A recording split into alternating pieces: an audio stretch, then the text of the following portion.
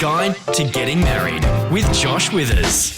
Would you trust your wedding photographer if the only camera that they had on them when they came to shoot your wedding was an iPhone 11 Pro?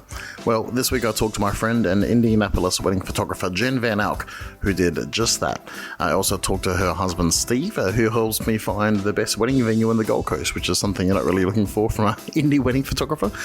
Sharne Perrett, my friend from Melbourne, joins to talk about the Australia-wide virtual wedding fair and explains exactly what a virtual wedding fair is and why, if you're planning a wedding, you really want to be there. Michaela also calls in because she wants to know what to do regarding her partner wanting a big white wedding while she wants to elope. This podcast is the wedding planning Bible for rebels. So if you're doing something rebellious at a wedding and you want to tell the world about it, or if you want to do something a little bit crazy, but you don't know how to do it, ask the question at the website www.therebels.guide. Joining the show today is Michaela. Hello, Michaela. Hi, how are you going? Excellent, thank you. I'm keen to hear your question. How can I help you? So my question is I want to elope, but my partner still wants like the full bill big wedding. You know, that's so common. I find that although society would paint the kind of female as, you know, wanting the big wedding, it's almost always there's the guy who just can't get over the fact that that maybe something smaller, more intimate would be appropriate. What conversations have you guys had so far? So we've discussed like the finances of it, and obviously we both have family, like we're both not from Australia originally, so it would mean all our family would have to come from overseas, or we would have to pick one or the other. So we've had that, and then but to him it's more just for him, his family missing out on the big day. Yeah, that's an element for a lot of guys. They want to acknowledge the fact that they've kind of moved on, and I don't know, like in no way to kind of denigrate your partner, but it's like, hey, I'm a big boy now. I've got I've got a wife and a family, and I'm doing this. You know, I'm not a relationship counselor, but this question kind of starts eking out of wedding advice world and into relationship world, but I'm going to keep it in the wedding world for a second because that's my expertise. Yeah. A wedding, or let's not even use the word wedding, let's just call it an event. So the event where you get married, whatever word that has to it, wedding, elopement, you know, where someone said they're having a wedstival the other day, you know, like whatever kind of branding or word you use for that event. The event where you get married can serve two purposes. It can be an intimate personal purpose where the two of you are engaging in something that is deeply personally meaningful to you. And we generally, I would probably call that an elopement. A lot of people think that an elopement has no guests, that it's something you would run away from. And the word elope does literally mean to run away. So, you know, it's not incorrect. But yeah, so there's that intimate personal. You could even use the word selfish there, which is fine. Like we're allowed to be selfish. We're adults now. We can do things we want to do. Like that's cool. The event can be selfish. It can be almost a non-event. Is a second option, which is like just paperwork signing, and you kind of jump over the legal hump of being not married to being married, and you just kind of fulfill the what's required by law. And then the third option is a public event, which not necessarily public as in it's in the town square and everyone can just see it, but it's a non-selfish event. It's an event where you would host people. And so I'm not talking about the first two. I'm talking about the last one for this point on. That event where you would do it in public, where you would now I heard an art critic talk about artists saying that artists are just people that want to dance naked in public. You know, they don't want to be seen, which is a beautiful part of humanity. We want to be seen by each other. That event where you get married, and if you do it in public, if you want to dance naked in public, so to speak, that's the two of you just saying, people like us, as a couple, people like us, we do things like this. So we celebrate like this. We have this kind of food and this kind of party, and we do it at this, you know, like all of the decisions are kind of pouring out of that initial heartfelt decision that you've made, that people like us do things like this. And so before you talk about weddings or elopements or big guest lists or small guest lists, I would kind of almost completely hijack the conversation. So, like, let's stop talking about wedding versus elopement and actually say, look, how do people like us celebrate things? And then as we talk about things, have a really frank discussion about why things matter.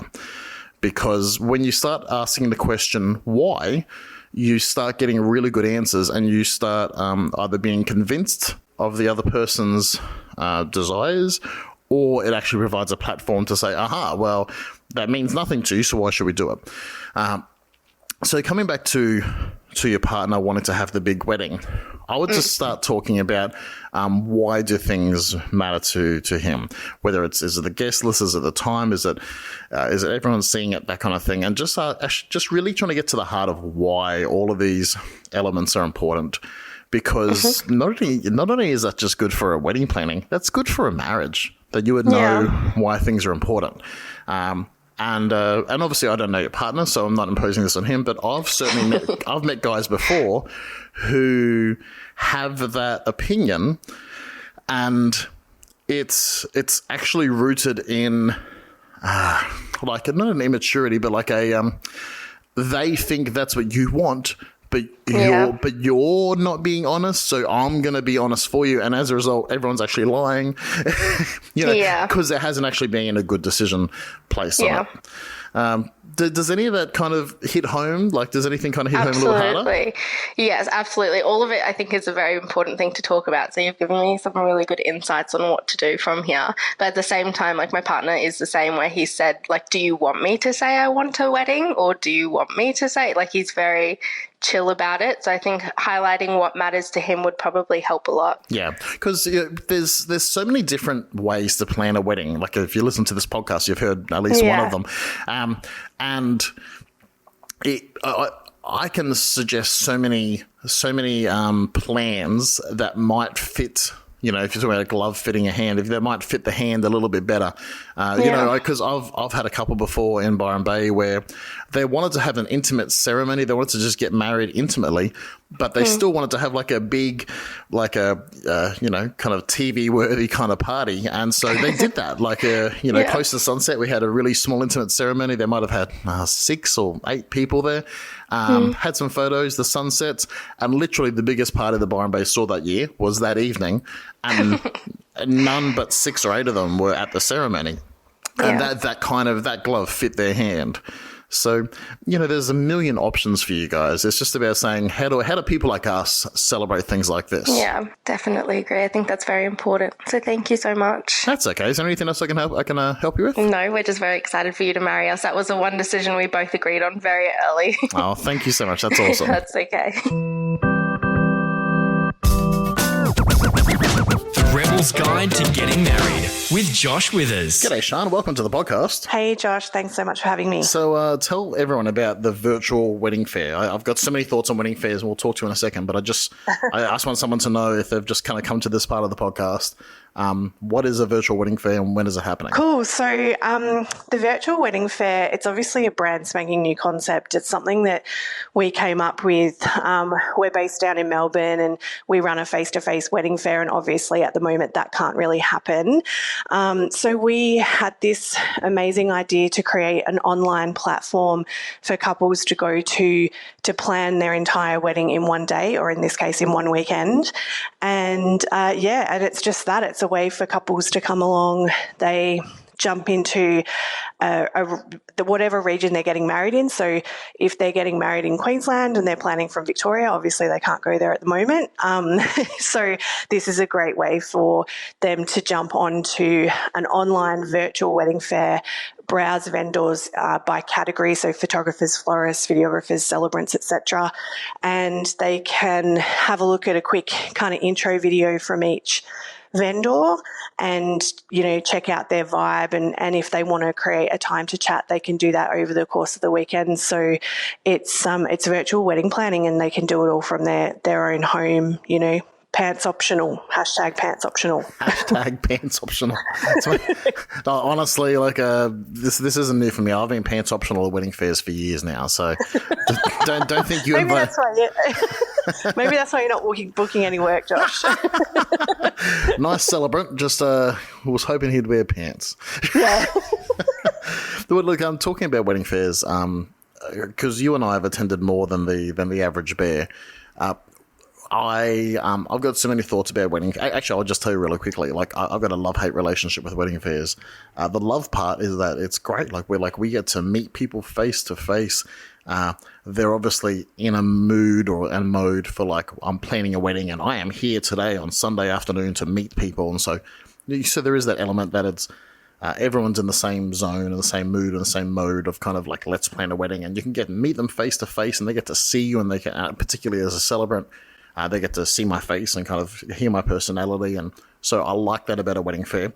But what I hate about wedding fairs, and as someone who runs an in-person wedding fair, this is my dichotomy with it, is that when people visit my website and when they decide that I'm not the right celebrant for them, I never hear from them. They just look at my website and they leave. But at a wedding fair, they physically leave you. And so that's my love-hate relationship with wedding fairs. So as someone that's planned many an in-person wedding fair, how are you kind of transitioning to that feel for a virtual wedding fair? What's different apart from the fact that it's online? Yeah, so that's one of the reasons that we've had our vendors create intro videos, so that there feels like that natural kind of face-to-face connection. Obviously, you're not standing when you're looking at that video talking to that vendor straight away.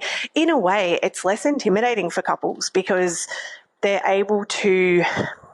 It's pretty much like visiting your website, Josh. It's they're able to suss you out and look at your vibe and say that person's for me, without having to wander around a wedding fair and be. And it's funny, you actually said this, and be handed crazy amounts of brochures and then get to the end of it and feel a few things just incredibly overwhelmed by the task of planning their wedding, and also just going, man, I just, think I spoke to 30 photographers, which one of them is okay. So this kind of eliminates that overwhelmed. I feel like a lot of couples, when they go to wedding fairs, they just feel so overwhelmed. And this eliminates that because they're able to just, obviously it's free. That's also fantastic. But they're able to just scope out all of their vendors in the area. They know that all those vendors work in that specific region because they're shopping by region and browsing by region. But yeah, kind of just, it eliminates the overwhelmedness, for lack of a better term, of a physical fair. And it also feels really personal because we've added lots and lots of, personality to all of our vendors' profiles, so that couples can be really confident in knowing who they're going to book meetings with and chat to over the course of the weekend. God, that's actually really sad to hear from my behalf, because one of my pros at a wedding fair is I've got a great hug, and I see people that are overwhelmed and come on to me, come be calm, let's hug this out. Mate, I will still run face-to-face wedding fairs so that you will be able to still hug people, no problems. And look, there's always going to be a place for that. And the wedding fairs that we run aren't your typical, salesy expos anyway. So we kind of feel like the point of difference that we have already at a wedding fair is that we run it as music festival and wedding expo had a baby, that type of thing. So we want to take that kind of vibe and push it into the online platform as much as we can at this point in time. Okay, so I'm just thinking about people that are planning a wedding, that are they're engaged, they're about to be engaged, that kind of vibe. And, the prime people that might want to go to a wedding fair or through this COVID time, a virtual wedding fair. I always think about how sometimes I don't go into shops or I don't kind of interact with things because I don't know how they work. This is an embarrassing thing for me to share, but for years I never went to delis because I didn't know how to ask for meat. I want 100 grams. It was just a silly thing. How much is 300 grams? Yeah, how much is that really? I don't know. I still don't know how much it is, Sharne. So just go, I want a handful. There you go. Can I just have a bit? Just no, not too much. Okay, so in light of some people who might not know kind of how it'll work, and maybe it's a bit weird. Without giving away the secret sauce, how does it work? What's the process? So the process is, let's say you're viewing Josh Withers' Celebrant in Queensland, right? You can see that there is your video there, so the couple can easily click on that, and that's you introducing yourself and talking about what you do. And let's say the couple are absolutely loving your vibe and they want to chat with you and talk to you about securing them for their day. There's a couple of buttons they can click. They can click a button to catch up with you, via a Zoom call, which is obviously just like a FaceTime. It's a super easy way to chat to anyone online these days, and most people are kind of all over Zoom at the moment since we were all recently in lockdown. Or they can click a button that they can chat to you live online. So vendors may have either set up a link to go to their contact page. So if you're a person that absolutely doesn't want to Zoom anyone and you're an introvert and you just want to find out the details and do the research that way, you can. So you can jump on vendors' websites, fill out a contact page and send that through to them. But the real beauty of this is catching up with vendors and talking to them face to face. And we've basically helped vendors set up a way to do that with couples. And for couples, it's just super easy, clicks of buttons and easy instructions. It's super easy. So we send couples a link at the start of the weekend at 9 a.m. on Saturday, July 18. They'll get a link that gives them access. That's their secret link.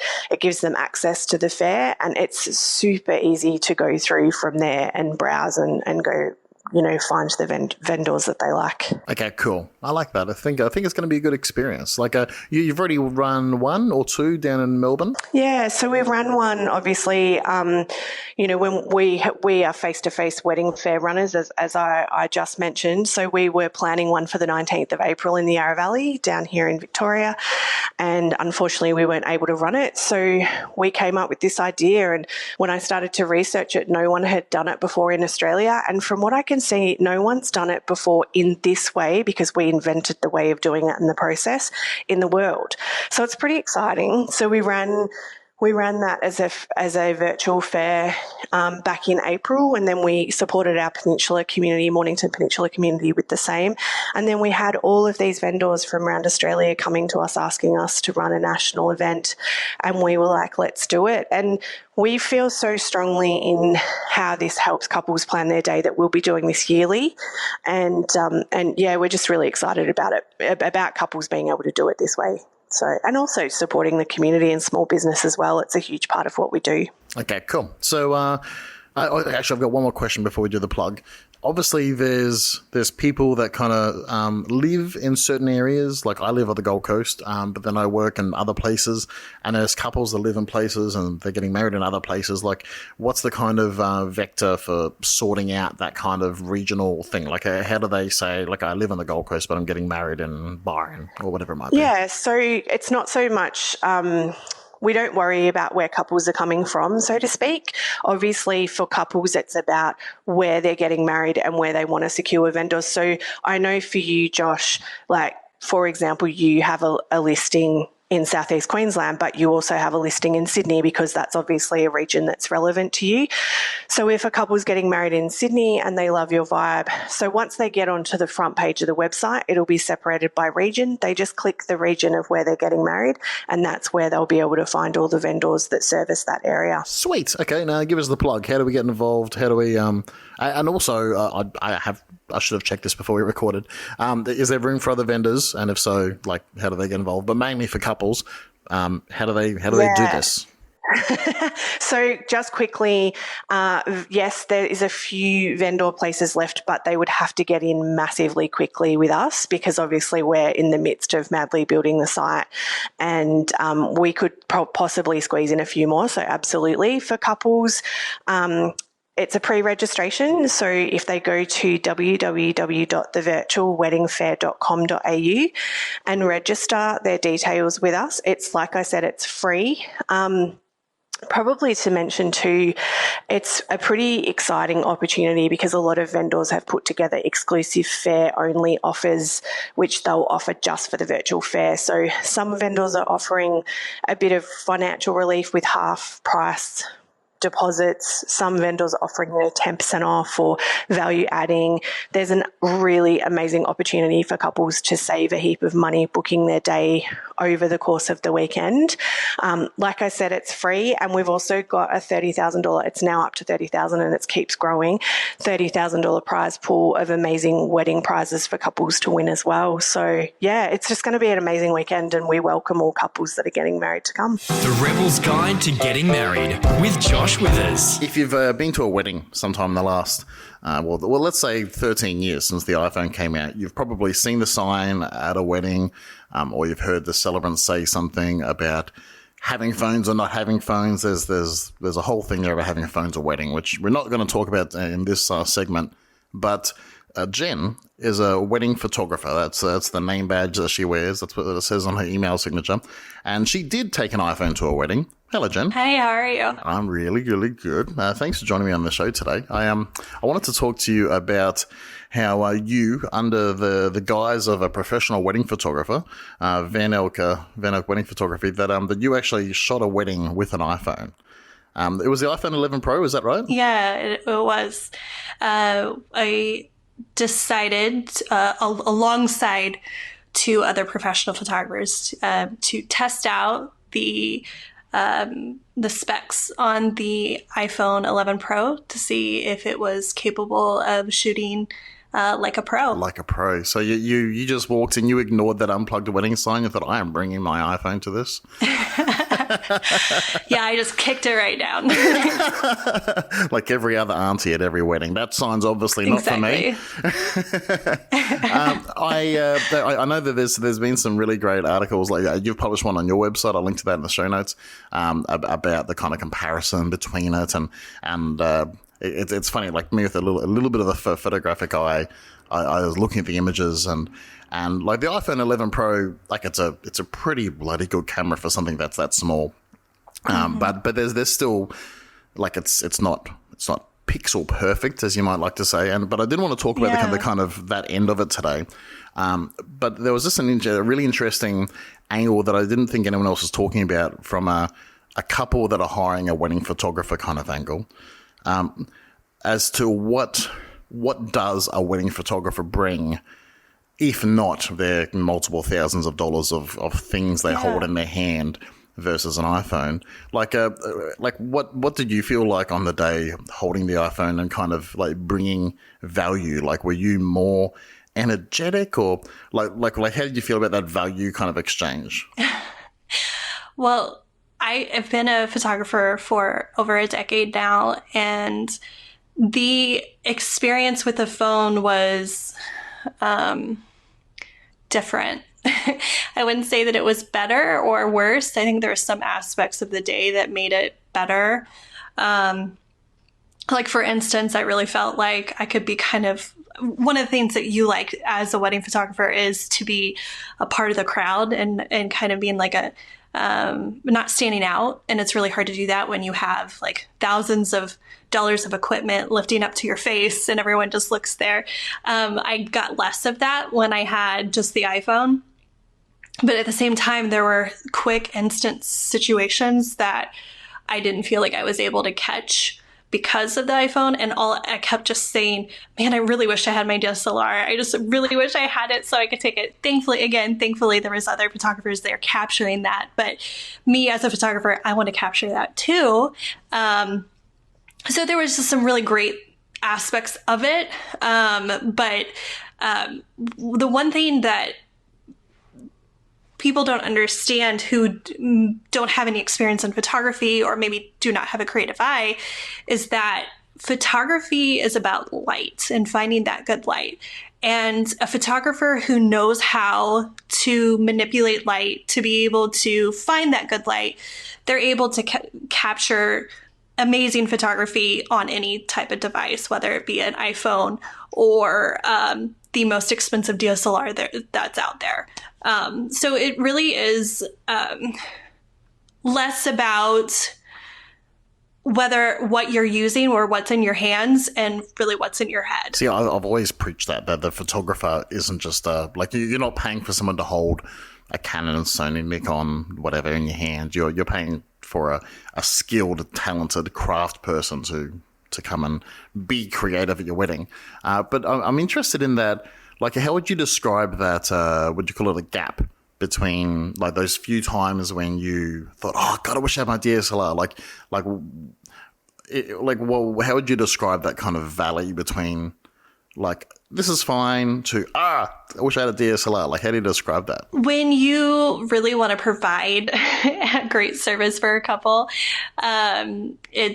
you want to be able to have the best tool available to be able to provide that best service.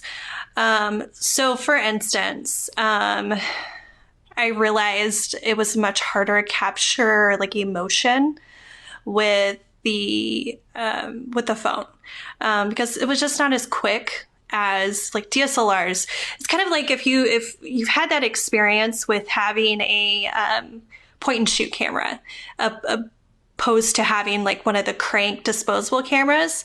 Just imagine the time that it took to be able to like crank, take a picture, crank, take a picture.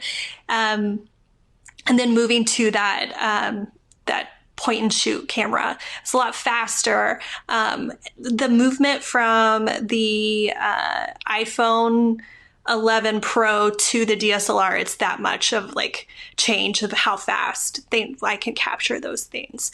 And so my typical process is when there's some sort of emotional thing happening, I take at least 3 pictures of that happening. So just in case someone's eyes are closed or someone moves a little too fast and I'm not able to, and it's blurry or hair gets in the face, I'm able to get that picture. Unfortunately, can't do that with the phone. You can do that burst mode, but in the same situation, you're going to have blurry images because of the movement, and it just doesn't work as well. And also, you're not getting that. I think there's something about being able to decide what is in focus and your aperture, some photography terms, but the way that your camera is going to be reading how fast the movement is, whether it's like a still frame where everything's in picture perfect sharpness, or having a little bit more motion to be able to tell a little bit more of a story. There's not as much possibility with that. And so it's a lot easier for me to be able to be creative and be more storytelling with my DSLR than with the phone.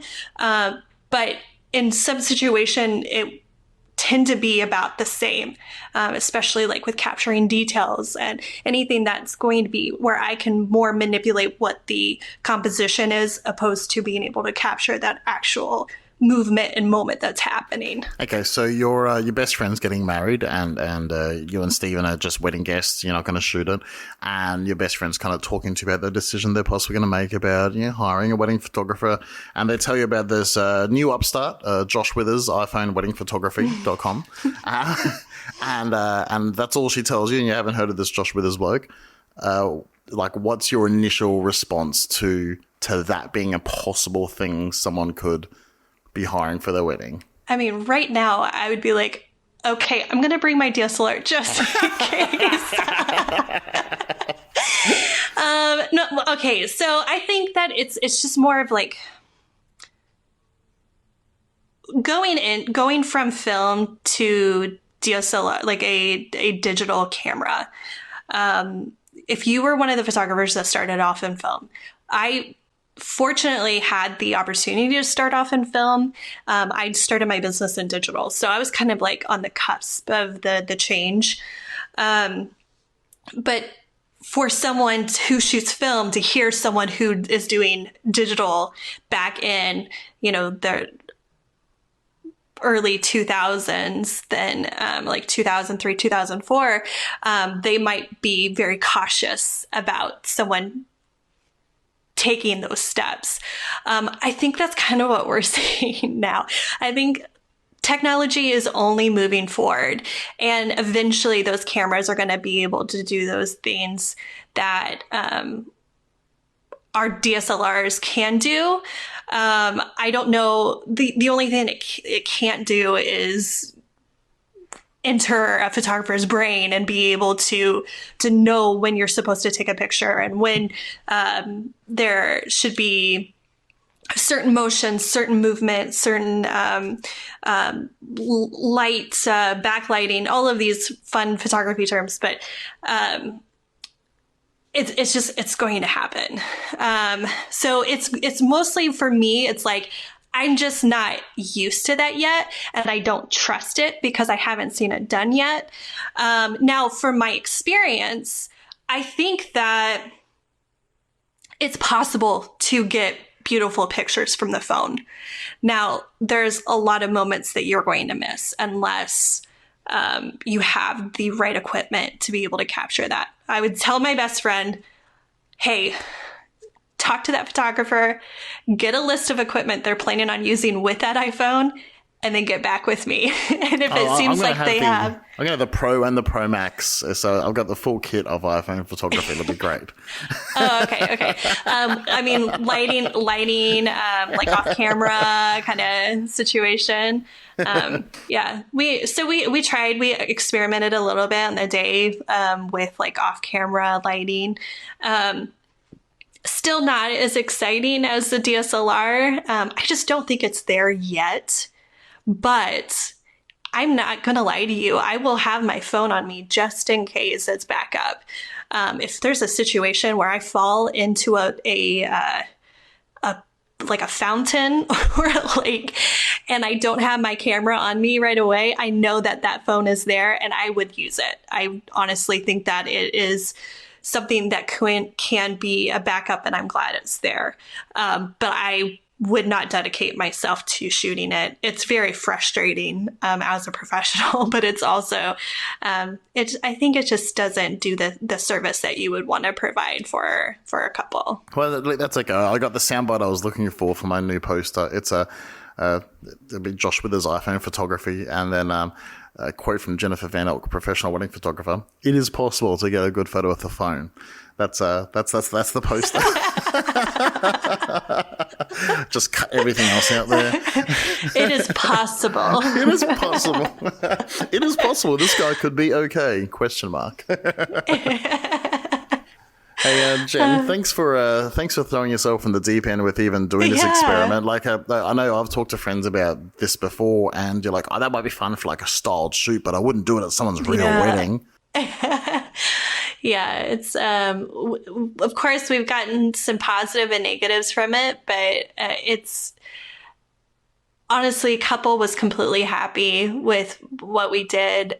They were aware, and it was a really great experience. And the couple was, as I was shooting, they were so excited that they were going to be able to see some photos before the reception was over. So, yeah, it was fun. And, I just wanted to see if it was possible, and it kind of is possible, but I wouldn't hire, personally me, I would not hire someone to shoot with that. Well, it's okay. I'm already booked for your wedding day, so it's fine. I love you, Josh, but I'm sorry. We're going to have to go a different direction. You're just too expensive for me.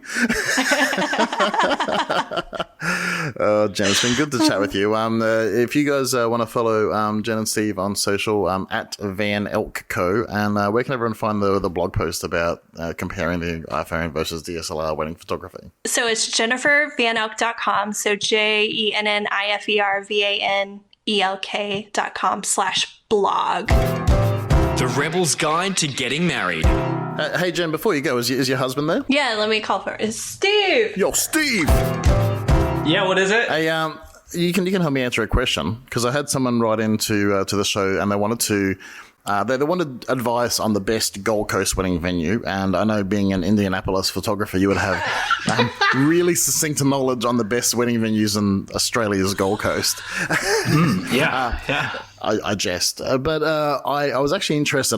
Just as I was finishing with Jan, I thought, do you have like how do you judge a good venue? Like, you walk away and you think, oh, that's a great venue.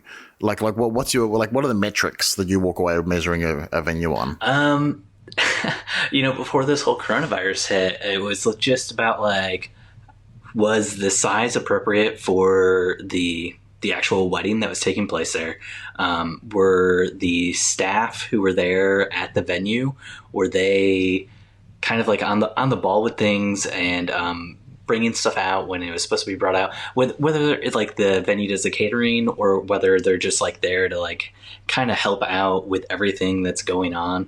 Also, just off the top of my head, Summer Grove Estate is probably the best one on the Gold Coast. But that's internet's slow, now man. that I've had a few seconds to kind of think about it while I was talking about other stuff. Definitely, Jen didn't look that up and show it to me. I can tell you that John will be really happy to hear that. The things we're really looking for, though, is just like a nice open space where people can congregate and hang out, and everything else kind of falls under what you want as a couple. So, like, if you're looking for a more industrial look, like, do you want like brick? Do you want like exposed rafters, that kind of stuff? And every single person is different, but like the places where the venue really can stand out is in the service that they give to the clients. And just like some venues around us, it's like they don't have someone on staff on the day to like make sure things run smoothly. And then like other venues like have people there who are like managing things as they go on. They have a venue coordinator who's making sure everything that's coming to the venue shows up on time. This is like somebody on top of like the wedding planner the couple might have hired, who's like just there to make sure the venue stays on track and make sure that the venue gets everything done on time. And like that kind of stuff is incredibly helpful to the weddings that we've worked, just to make sure that everybody's happy the whole time. It's actually really nice and affirming to hear, because I probably would have said something similar in my own personal way.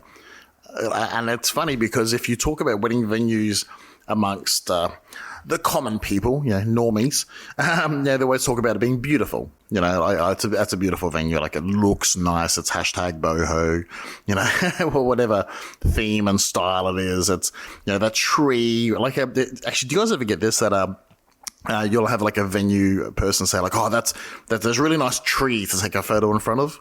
Yeah, people love taking photos in front of trees. But in what you said, you didn't mention the tree or the styling or the nice. It's really the people that work at the venue really make it a nice experience, eh? I mean, every venue has a tree or some other thing that's nice about it, and so gates. That kind of stuff. It's White people love gates. It really comes. We have like clients who will like book a venue based on like, we want to get a shot at this particular place on the grounds and stuff like that, and we understand that, but like, I would much rather, at the age I'm at now, I'd rather book a venue based on, am I going to feel at home? Am I going to feel taken care of? Am I going to feel loved by these people? Like, are these people my people? That's what I want, like, out of everything in my life, really, not just out of venues. Like, I just want to be around people who make me feel comfortable and at home. Yeah. And it's nice when you get to do that at work as well. Yeah. Yes. But to bring some local knowledge to the Gold Coast wedding venue question, I personally reckon, and this isn't even a wedding venue, it's just a place where you can have weddings, but I don't think they even do them on weekends. You got to have like a Wednesday or a Thursday wedding. But Rick Shaw's at Burleigh. You guys should Google that stuff up. That's beautiful. It's just right on the ocean. But as Jen expertly Googled, Summer Grove Estate is just one of the best venues running around. Like, they're just pro. They're just like in the category of wedding venue, because they don't really do other things there. You could have other events, but they're a wedding venue. They're just an A+, just A grade wedding venue. They're just like, the staff there are awesome, good views, nice chapel, nice lawns. Like, there's a few different places that have a ceremony, and there's the advice for the person on the road and looking for the best wedding venue. Steve, thanks for your intimate Gold Coast wedding venue knowledge. I forgot I was going to mention this earlier. If you can right now, because people are having smaller weddings and not able to invite all the people they want, finding a venue that has hookups for live streaming is huge. Wi-Fi. Because we just did a wedding, Jen and I, and they wanted to add on live streaming coverage to the wedding, and it was really easy to like hook into the Wi-Fi and get everything up and running. What I had difficulty with was like getting professional audio to my computer. And I brought all this stuff to hook up and everything. It's just, they didn't have like a sound guy there and stuff like that. And so it was just, it was a little bit frustrating, but I mean, we were able to make things work, and you could hear everything that was said. It wasn't the highest quality that I would have wanted, but like, I feel like that's a big thing right now with everything that's gone on, is like venues that are set up to live stream are going to be a really good choice for people who maybe have had to cut back their guest list or get rid of the guests altogether, and just, have them and a photographer and a videographer and, a lovely celebrant like Mr. Josh Withers himself. Well, mate, let me tell you that if you guys were to just start including me in the referrals that you send out, I would be happy to travel to Indy when my government allows it in a year or two. But the promise is you'll get good audio from Josh Withers, okay? I'm Absolutely. your boy. We'll get some wonderful pictures of you by a cornfield. and a tree and some gates, please. Yes. Yeah, anytime. We have all the best tree and gate venues here in Indy, so...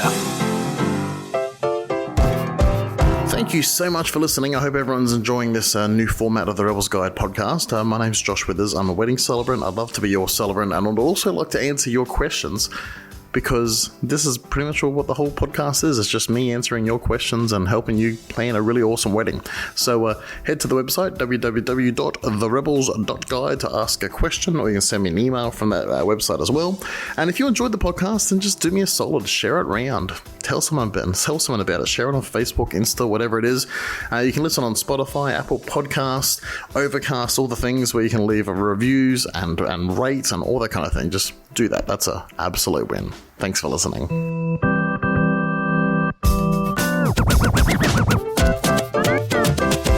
Find the rest of the Rebels Guide at the website www.therebels.guide and on social media at Hello Josh Withers. The Rebels Guide to Getting Married is created by Josh Withers. Music by Jeremiah Buzniak. This has been a Withers XYZ production. Unless you didn't like it, which is weird because you're still listening.